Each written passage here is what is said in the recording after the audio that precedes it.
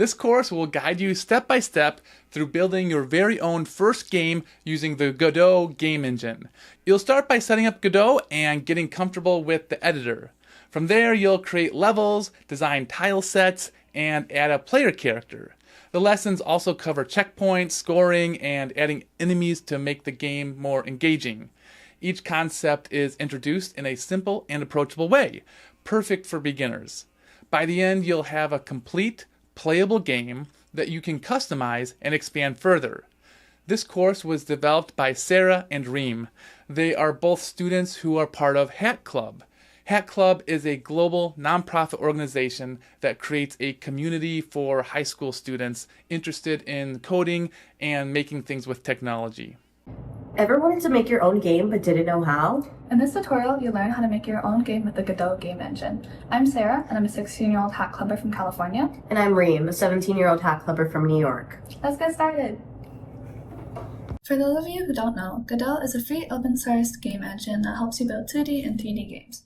So the first start of building with Godot is downloading the Godot engine. So head to GodotEngine.org and just download the latest version. I already have it installed for time's sake, so after you finish your install, you should be able to find a .zip folder. So you want to extract this,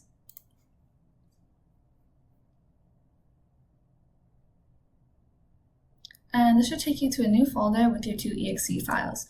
So run the first one, and this will take you to the Godot Project Manager where you can create your first game.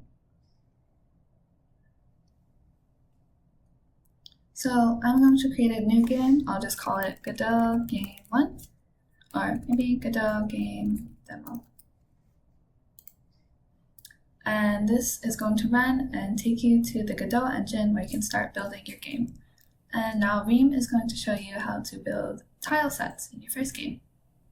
Head over to this repository to get the art that we'll be using for your game.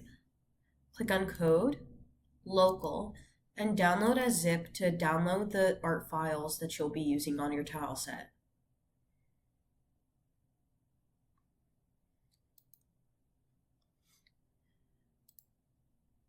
Once that's downloaded, unzip the file.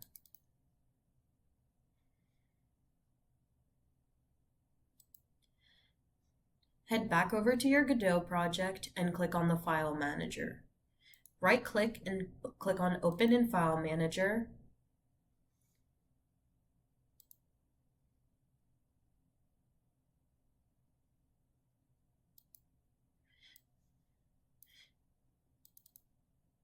And take the file that you just unzipped and drag it into either the editor or your file manager for your game.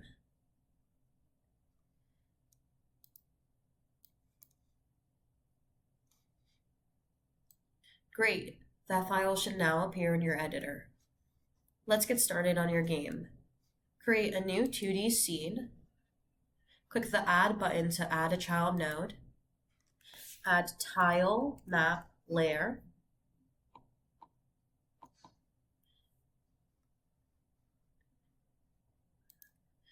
And then open Tile Map at the bottom of your screen. This is where we'll be importing our tile set for your game. If you look at the inspector, your tile set currently says empty. Let's change that. On the down button next to empty, click on New Tile Set. You should have a new button that pops up on your bottom of your screen saying Tile Set. Click on the Add button, add an atlas, open your Godot folder, and open the Art folder. We'll be using this Aurora tileset PNG file for the background of our game. Click Open, and this atlas texture will automatically be modified by the Godot editor. Currently, our tiles are a little too small. Let's open up Tileset, Tile Size, and change it to 32 by 32 pixels to increase the size of our tiles. However, how do we actually get the tile set from here onto the background of our game? This is where the tile set comes in handy. Let's change the texture region to 32 by 32. By modifying the tile map layer in the inspector, this will allow your player to actually interact with the tiles that we add. To make some tiles solid, we're going to assign them physics layers. Head over to your tile map layer inspector and click on physics layers. Add an element, add a new physics material, and then in the drop-down menu of your select page on tileset, you'll see a new physics tab pop up. Click on it again, and then press F on your keyboard. When it's shaded in red, you'll know that your tile has officially become a solid. I could individually go and press F on each and every single one of these tiles, but that'll take a lot of work, especially as we move into larger and larger tile sets. So, to select multiple tiles, I'll hold Shift and drag my mouse over all of the tiles that we currently have. I'll click on F, and now, when I click on each and every single one of them, they've each become individual solid tiles that the player can officially interact with. So we've created our tiles, and if we go to tile map and we go to draw, we can see that we are able to draw with them, and they look great. But one thing that you'll quickly notice is that if I just want to create a basic shape, I have to keep going back and keep selecting the tiles, and this can get really tedious really quickly. So let's fix this. So let's go to our terrain sets, add element, and under terrains again, add element, and this will create a new terrain called terrain 0. Let's go back to our tile sets, go to paint, and go to terrain. So we're going to select terrain set 0, and again, terrain 0, and we're just going to be able to draw on this. So if you double click on this, you can see that this allows you to draw. And for each tile, you're going to draw on them, and you're going to create a grid-like pattern that looks like this, where it's like a bunch of squares inside of each other. So yeah, this is our terrain. And when we go to our tile map and go to terrains, we'll see the terrain set 0. And now we can see that when we draw, it'll just fill it in for itself. So this makes building our game way easier. And when we run it, first let's select our main scene. So first of all, you want to save this as your main scene, and you want to rename this node 2D main. And when we try to run our game, it'll ask us to select a main scene, so we'll just select current. And yeah, you can see our tiles, but one thing you'll notice pretty quickly is we don't have a player, so let's get on that. So let's create a new node, and we'll make a tile map layer. Oh, sorry, not a tile map layer. We're going to create a character 2D. So let's name this player. Let's create a area 2D. Under that, we'll create a collision shape 2D. Under collision shape, we're going to make a rectangle. There you go. Let's drag in our icon.svg. We can replace this with art later. So let's make sure that our icon is a child of player and not area 2D. So let's attach our script to our player. So generally this has template code, but it looks like it doesn't, so let me go grab that. Okay, cool. So this is the template code. You should have this in your repository. I'm not sure why it wasn't there. But if we save this as player.tc and we go back to our main in the 2D viewer, and let's import our player. Just drag it wherever you want, maybe down here. And we run our game. Oh, we can see that our player fell through. So let's see why. Oh yeah, so you can see that our player does not have a shape. Oh, okay, so we're just going to add a collision shape 2D and no area 2D, my bad. So when we save this and run our game again, our player should be able to interact with our tile sets. And one thing you can see is that the player isn't moving. So to solve this, let's go to our project and project settings, and we have to make an input map. So this is basically telling the computer what we want our input keys to be. So I would like to use WASD. So under UI left, I'm just going to type in A, and it's going to listen for that input I added. Under right, I'm going to add D. For up, I'm just going to use space.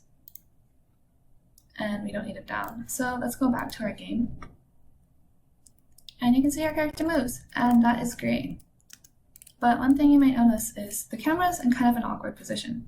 So let's add a new camera node under our player. And we're going to attach a script. And again, they should have template code, but it's not there. And we want this to follow our player. So we're going to declare a variable at onReady for our player is equal to, we'll just drag this in, our player. And we don't need the ready function. So for our process function, again, this just runs a reframe. So we're going to say our global position, which refers to the global position of our camera, is equal to our player.global position. So when you run this, you can see that our camera now follows our player, which is great. One thing you might notice is that maybe you want to adjust the player height. So to do that, not player height, the player movement, like how fast it moves, how high it jumps. So if I want this to jump higher, I just increase this number, and we run our game. Oopsie, wait, I'm really bad at this. Let's go. Yeah, you can see that our player will jump higher. But anyways, this is great. This can show you what our next issue is. So we do have a game, and our player can jump around, but our player can also just fall into the abyss and nothing will happen. So we have to create a checkpoint and death system so that when the player falls, they'll die and the game can move on and we can keep going. So first things first, let's create a new node in our main scene, and we're going to make a node 2D. And we're just going to name this checkpoint manager. Let's attach a new script to it. Player variable mass location. And then again, we're going to declare our variable player is equal to player. So let's add a new function. This is the built-in Godot function, checking. This is the built-in Godot function that runs the first time your game loads up. So when this is ready, we're going to say our last location is equal to our player.global position. So yeah, this is our checkpoint manager. And now let's create a new node. We're going to create a area 2D. Under this, let's add a collision shape 2D, a marker 2D. And let's rename our area 2D checkpoint. And let's create a shape for our collision shape. I'm just gonna make this a tall rectangle. And let's drag our marker 2D over here to the right. So let's attach a new script to our checkpoint. And we're going to declare our variable checkpoint manager. And we're going to take our ready function. And when this runs, we're going to say checkpoint manager is equal to get parent dot get parent dot get node checkpoint manager. Cool. And then we're going to say, so for our area 2D, we're going to go out to our node. And this is a signal, and this is just code that will run when an event is triggered. So click on body entered and attach that signal to our checkpoint, and we'll see a new function appeared called onBodyEntered.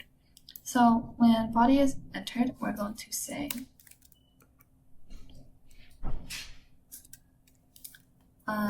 first of all, we're going to check if the body is equal to our player. So we're going to say if body.name is equal to player. And if that is true, then that means our player passed through a checkpoint. So we're going to say in our checkpoint manager dot last location is equal to our global position. Thus, we're going to say our checkpoint manager dot last location is equal to our marker 2D global position. So this is our checkpoint script, and we're just going to save it as checkpoint.tscene. And now for our death zones. So let's create another area 2D and a collision shape 2D, and that's it. So let's go over to our 2D viewer and let's just make a rectangle. Let's rename this death zone, add a script. So when our area 2D is entered, we want to add a signal. So select this, add a body entered, and that's our function. We also have to declare our variables. So we're going to say for our player, body,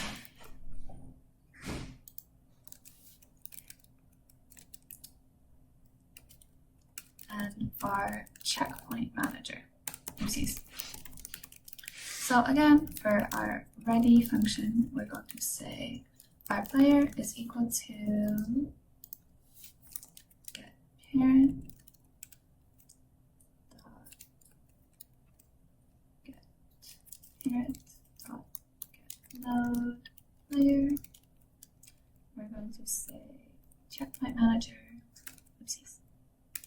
So go get parent dot get parent dot get node checkpoint manager. So yeah, this is us declaring our variables, and this is what's actually going to run. So again, we need to check if the body that passed through, if its name is equal to player. And if so, we want to kill player. So right now I'm just going to put pass, but let's create a new function called kill player. And what we want this to do is we want to set our player's global position. So player.global position is equal to checkpoint manager.last location. And we're going to call this in our body entered, and this should kill our player. So let's test it. So first of all, you need to save your death zone script and go back to your main scene. And let's just import our, oopsies, I didn't name it. Yeah, so you need to save your scene. And then link it in your add in a checkpoint. Oopsies, checkpoint. So this is our checkpoint. So tile set and add a scenes collection, and we're just going to drag our death zone in here. And if you go to tile map, then go up to tiles, you should be able to draw with your death scene, and it is a little weird shape, but we can fix that in a second. So let's just test this. And yeah, you can see that when you go over here, it'll kill you. So let's fix our shape. You can see that's a little bit not the correct size.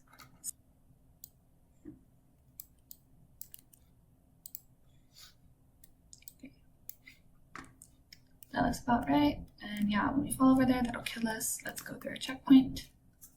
And when we go over there, that'll kill us. So yeah, we have our death zones and checkpoint set up. And our death zones are also really easy to reuse because we can just go to our tile map and start drawing with them. So now Reem is going to show you how to make obstacles. A new scene, add a static body 2D as the root node, a collision shape so that your character can interact with the obstacle. Define your collision shape. For me, I want my collision shape to be the same size as my sun, so I'm going to add a circular collision shape. I'll drag this down here, and I'll increase the size like I want. To import the sun's texture into this scene, I'll add another child node named Sprite2D, and then I'll load in the texture as my sun PNG. Then I'll adjust the size of this collision shape to fit the size of the sun. Rename this to say obstacle. And hit Control S or Command S to save this as an obstacle scene. Import my obstacle to the main scene as a child node. And I'll drag it where I want the player to have an obstacle against. Now, when I play the scene, my character cannot go past the obstacle. One immediate thing about our game is that it's kind of ugly, so let's make it pretty. So let's start off by adding a background. So let's create a new node, and we're going to make a what's called sketch parallax background. My bad. And we're going to add a parallax to 2D. No, we're gonna add a parallax layer. Okay, cool. So in our node 2D, let's go to our motion. We're just gonna set it to 1600 by 900 because that's the size of the art I made. So we're going to go to our art and we're going to drag in background. There we go, there's our background. So let's drag it into our scene. And as you can see, he's a little big. So let's just align him, align her with the top and align it with that purple rectangle you see, because that's how our screen's gonna loop. So this is our background and we have to make a child of parallax. Make a child of parallax layer. And you can see that it's looping and it was actually the correct height earlier. So let me just align that. So let's save this as background. And let's go to our main scene and import it.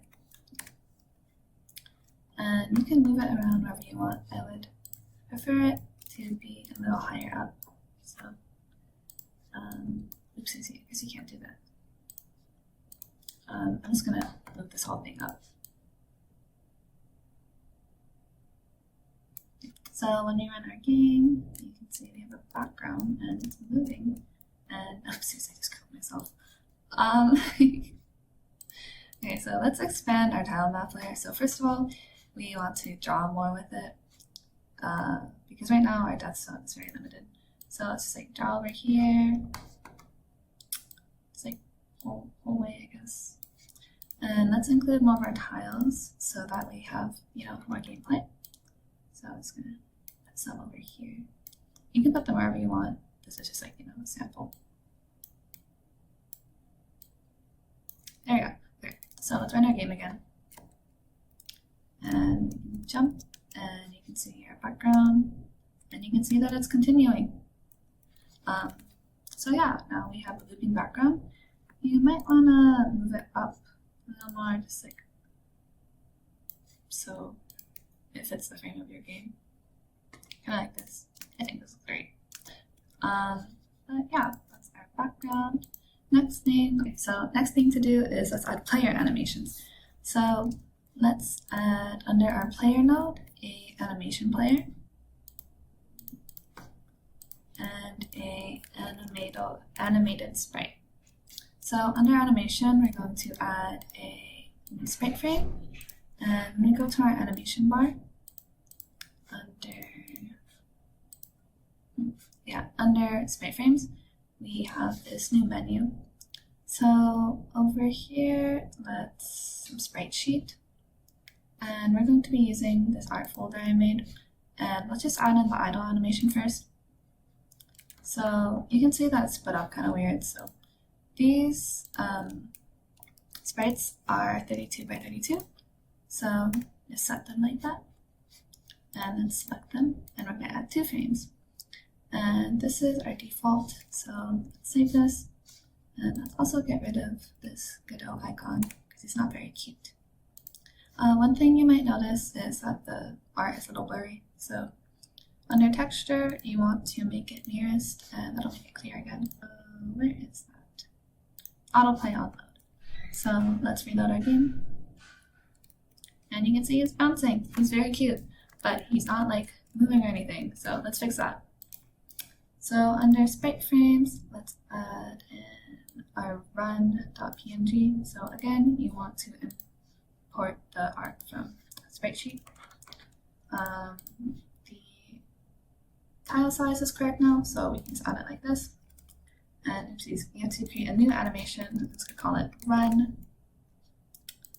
Again, spice it. And these are our two animations, but they will not run without adding a code. So let's go there. So over here in our process, so if there's direction, which would be if we have an input, we want to play our animation. So first thing, we have to declare our animation player. So we say that already var animation player is equal to this guy. And then I'll say animation player dot play run. So let's see. Oh, oopsies, you also have to. I think this should be good. You have to say var animated sprite. Oopsies.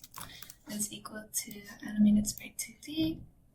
And if there's direction, which basically means if there's an X or Y input, we're going to play our animation. So animated sprite dot play run. So let's run this. And you can see when we're running, he's running. But we can also see he keeps running. So if there's else, we're going to say run our idle or our default. So let's try that. And yeah, you can see when he's not running, he's not, running, and when he's running, he's running. So that's great. But what happens when you go left? He's still facing forward. So let's change. So we're just gonna add one more line and say animate sprite dot play animate. So let's just add one more line. We're just gonna animate sprite dot flip flip horizontally if direction. Let's fix that. So animated sprite dot flip horizontal is equal to direction less than 0. So let's run this. And great, you can see that they're changing their direction based off of where you're running and if you're actually running. So that's super cute, super cool. Some more stuff. So right now our game is pretty cute and you can jump around, but there's nothing that really makes it a game. There's no enemies and there's no real movement. So next thing is we want to add moving platforms and enemies. So let's just start off with moving platforms. So let's create a new node and we'll make a path 2D. Under it, we're going to create a path follow 2D.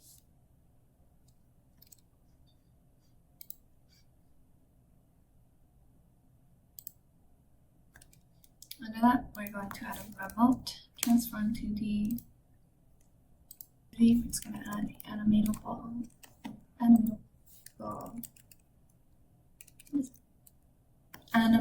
body 2D. And add an animatable body 2D. Under that, we're going to add a collision shape 2D. And over here, we're going to add in our art. It's just called platformer. Very original. Add a animation player. There you go. So first thing, let's add a shape. So just to make it fit your platformer. Again, you want to change the texture so that's clear, not really blurry. Under our remote transform 2D, we're going to assign it animatable body 2D. So under our path 2D, let's add element under points. Let's add another element, and we're just gonna move that, oopsies. Just gonna move that around. And this is just changing where this is just creating our path.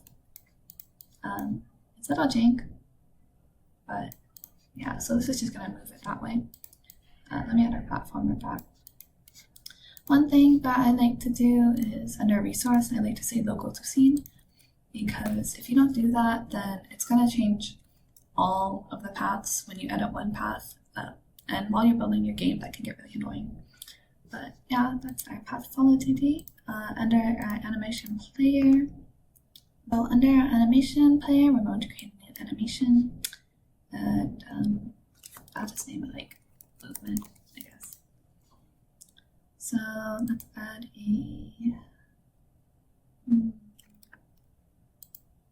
don't add a track, go to your path follow 2D, and under progress ratio, let's make a keyframe. So this is just tracking the progress of our platformer along this path. And we have a keyframe right now at this current position.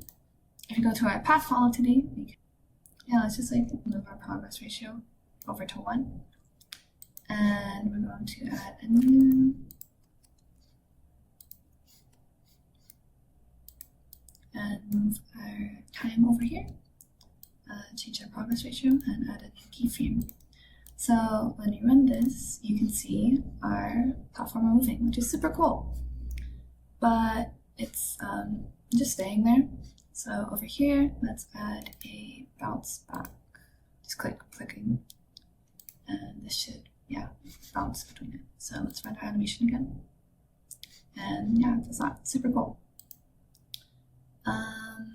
So let's save this as moving platform.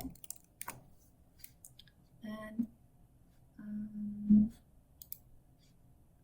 so in our main node, let's link a moving platform. Where is it? Oh, oopsies, it's over here. Oh my god. Before you export, let's name this moving platform. Save. Link it. There you go. So it's over here, and when we run our game, we should be able to see it move. Oh, or not. Well, you can see our collision body works, but you can also see it's not automatically running. So why is that? Okay, so under moving platform, let's add a script. There you go. Function ready. It's sort of big thumb. Yeah. Okay. So first we have to say var already var animation is equal to animation player. And when our game loads up, we can do animation.play movement. So let's save this. Let's go to our main node. I already imported it, but yeah, just do that. And yeah, now when you're in your main node, you can see moving platforms, which is pretty cool. So the next thing is enemies, so that your player can actually interact with things instead of just like jumping around. Okay, my laptop might have just died, but anyways, let's create an enemy. So going over here, let's create our enemy. Let's create a character body 2D. Let's create a collision shape. Create a area 2D, a collision shape. And in our 2D viewer, we're going to drag in our enemy.png. Again, we're going to make him not blurry, because blurry is not good. Oh yeah, we're also going to link our death zone. So yeah, just align that with your character.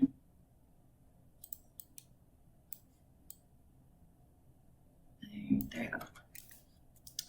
For our collision shape, you want to make sure that it's a little smaller than the death zone, otherwise our player won't be able to interact with it. So let's make that. For our collision shape 2D, we're going to add a circle this time.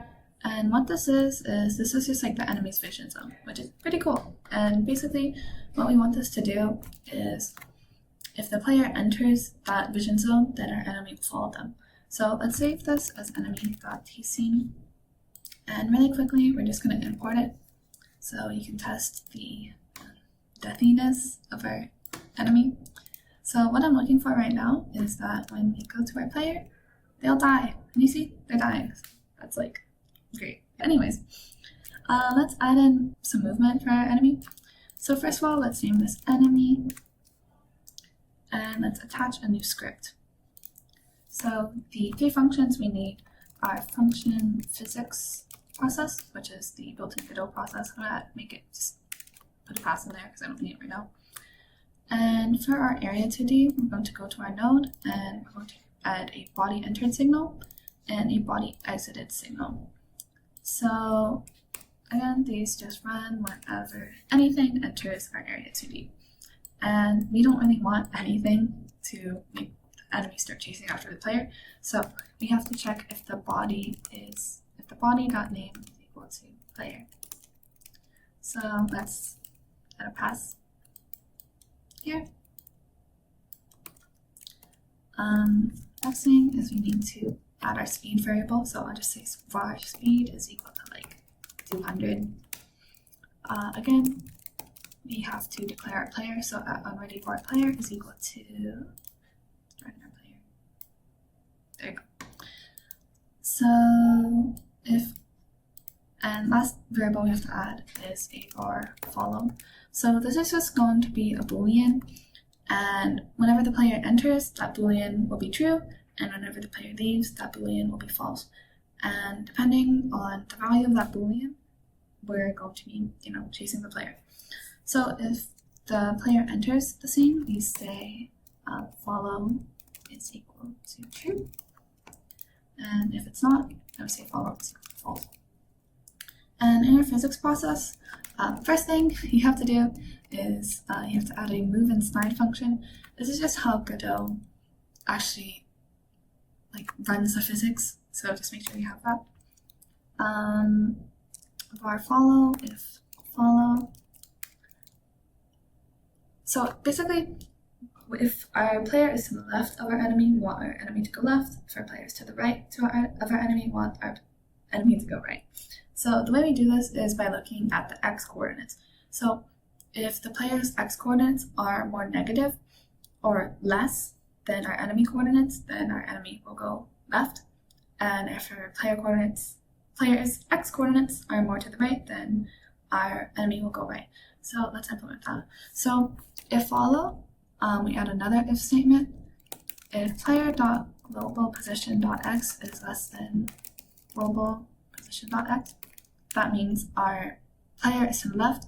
So we're going to say velocity.x is equal to negative speed.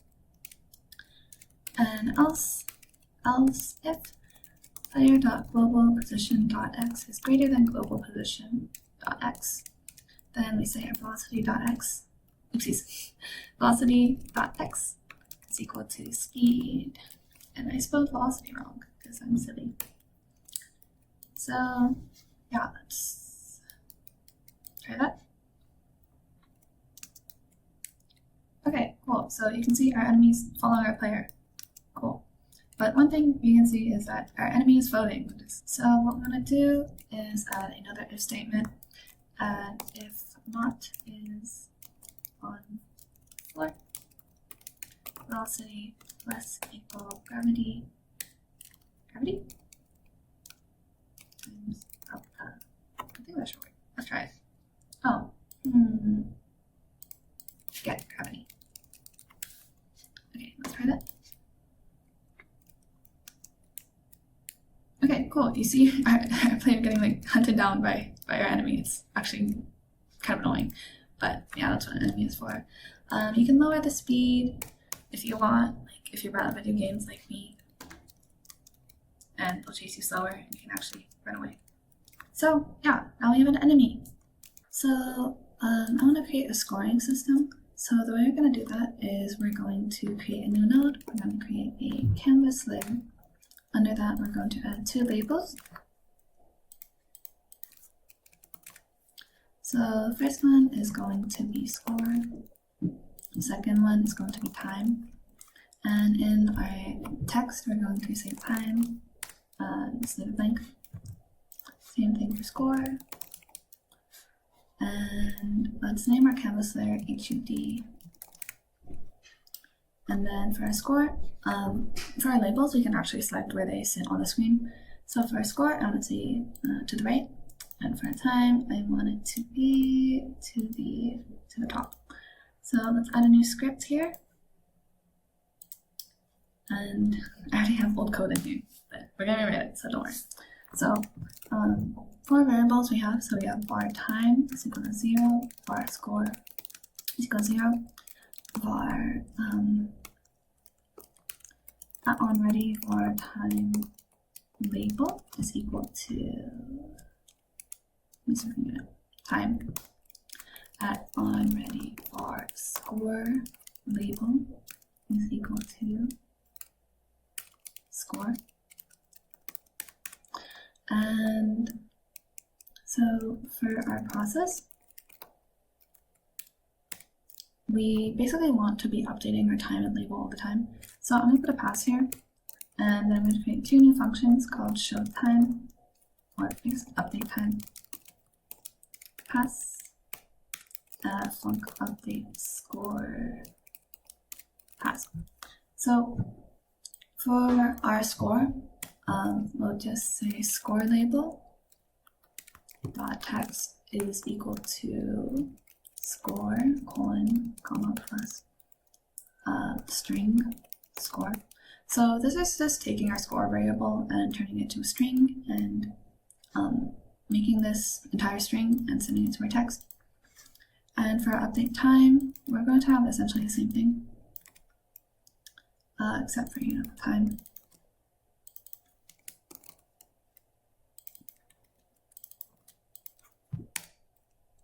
One thing we want to do is we have to actually update the time. So we say time is equal to time.get, what's it? Time.get ticks per millisecond by 1000. Oh, oopsies, I have to save this. HUT. Yeah, we have to link it into our main scene. And when we run this, we see that it's blank. Oh yeah, that's because I'm not actually updating it in my functions. So I just put update time and then update score, and let's run it again. And yeah, you can see our time going up, and you can see our score increasing. The thing is, our score isn't actually updating. So one way we can increase our player score is adding collectibles. So let's create a new node. We're going to make this a static body 2D and a collision shape. Oh wait, actually, we're going to make an area 2D, a collision shape. And in our node editor, I'm just going to use this moon.png. Set the texture to nearest for our collision shape. Add a rectangle.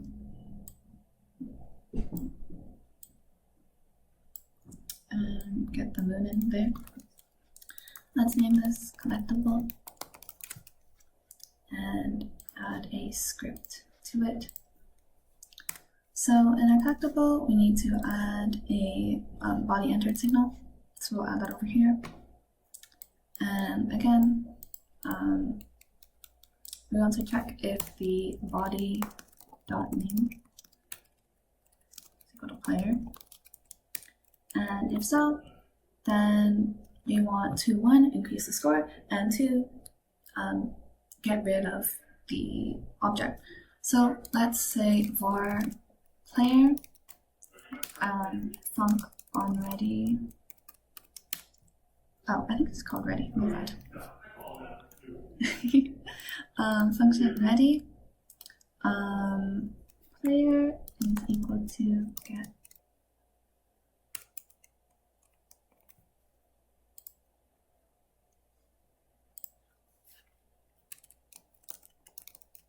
let me try that. So if body.name is equal to player, then oh, we actually don't need player, so say bar HUD to go to D. So if body.name is equal to player, then we increase our score. So HUD.score plus equal like 50, I guess. So plus other thing is to get rid of our art. So we can do this by doing keyfree. And let's save this as collectible. Import it to our main scene. I'm just gonna put them over here.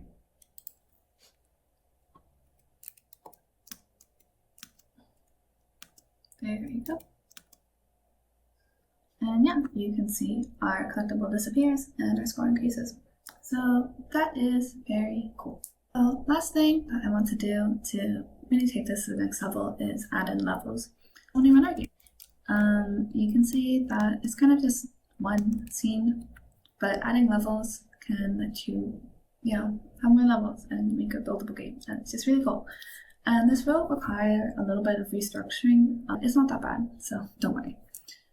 First thing I would like to do is in our folder, let's create a new folder and name it levels. So in our levels, we're going to create 2 new scenes. We're just going to create level 1.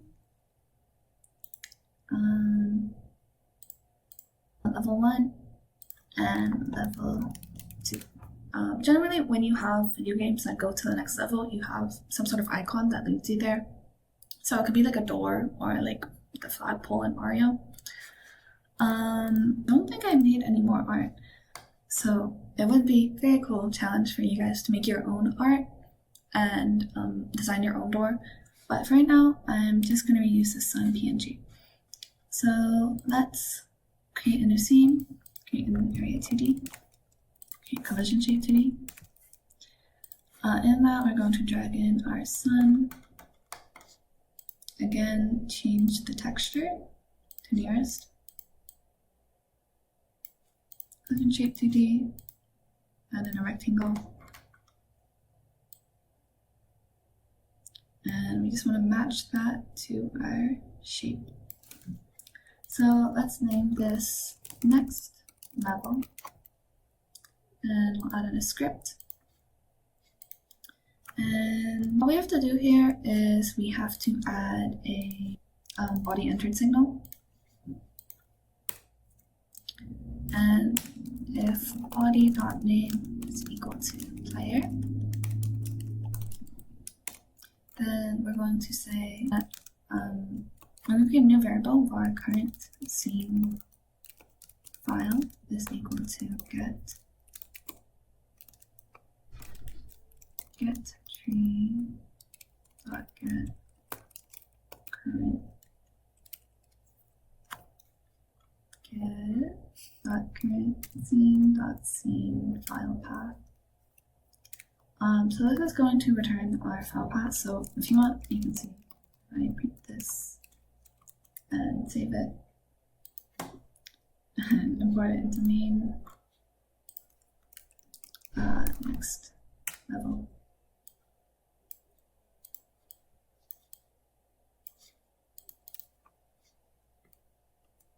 Oopsies. Yeah, that's going to print our current scene. So let's rename our main level 1 and let's drag it into levels. So let's run that again. And one thing is, now that that is not our main scene, we have to run our current scene. So we're going to have to create a new level 1 and let's open it. So, it's over here. Let's open that. And we're just going to have to import our stuff again. It's not a big deal. So import player, import there. One thing that we do want to do is we want to move our tile sets into a new scene. So we're going to name tile map layer. And we're basically just going to do what we did in the new scene. It's not a big deal. So if you remember, what we're going to do is create a new tile set. And going to our tile set, we're going to add in a new atlas. Use a Aurora tile set. Automatically create textures. Change the tile sizing in both this menu and this menu.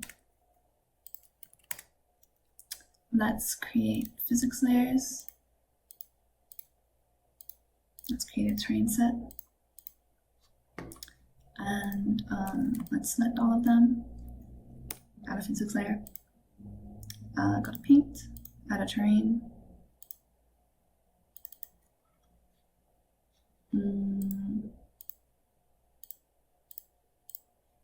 Draw in your terrain.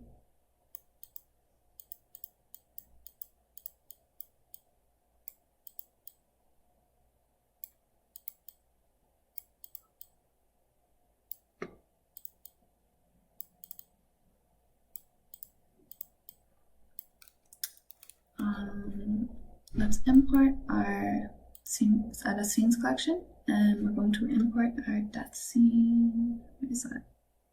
Death zone. And yeah, we can draw with it again, it's not a big deal. So I'm just going to save this as tile map.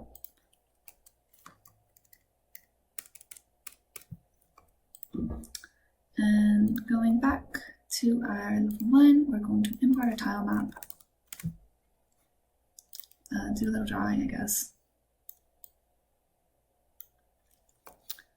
I'm just going to save that. So we also have to import a next level. So I'm going to drag it over here, move it around. Let's also import our HUD. And yeah, that's basically all you need for each level. So you can just copy this over into level 2. So link your player, link your HUD, and link a tile map. And just draw like a little, so your player won't like fall immediately into the void. So just save this, and then going back to our next level, let's go to our script. So if we run our level 1, we see this, and we go over here, it'll print our current file path. So that's great, but we have to be able to increase the digit over here to get to the next scene. So what we're going to do is we're going to say var number is equal current scene file dot to int +1, and we can print that just for debugging purposes. Current scene dot scene file path. So let's try that again.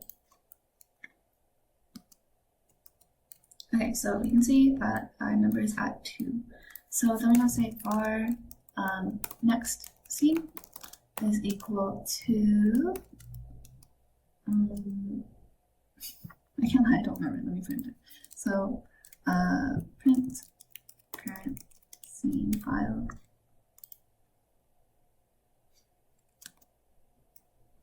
Okay, so we want our next file to be at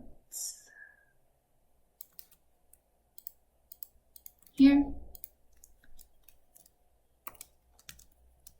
plus number, plus .tscene, and then I'm going to change to it, so get tree,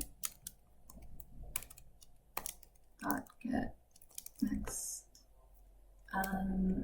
change scene to file, next scene. Oh yeah, so you have to make this a string, so you say to string. You have to wrap it in parentheses, and then we're going to apply the string function. And when we hop over there, we're going to go to our next level. So yeah, you just created your own game in Godot, and it has really cool art, really cool characters, and level switching, which is really awesome. But yeah, everything in here is pretty modular. This is a really cool base to scale things off of. And right now I'm going to show you how to deploy your game so everyone can see it. Okay, so if we want to export our game onto itch.io, which is basically a free game platform, just follow these steps, I guess.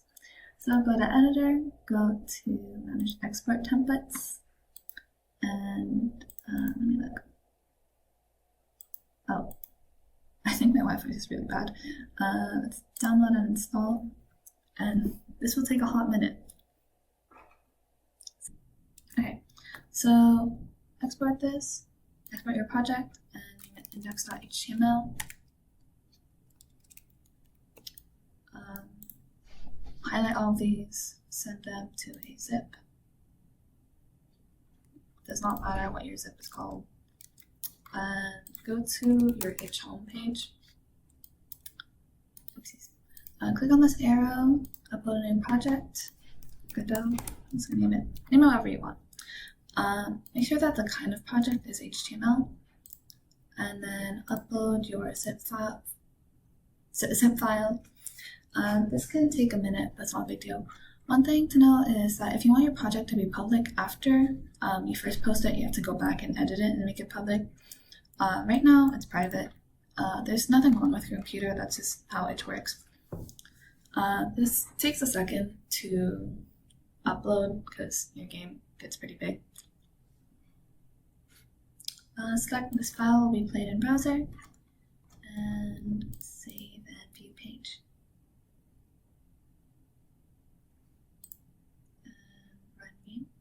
And your Godot engine will boot up.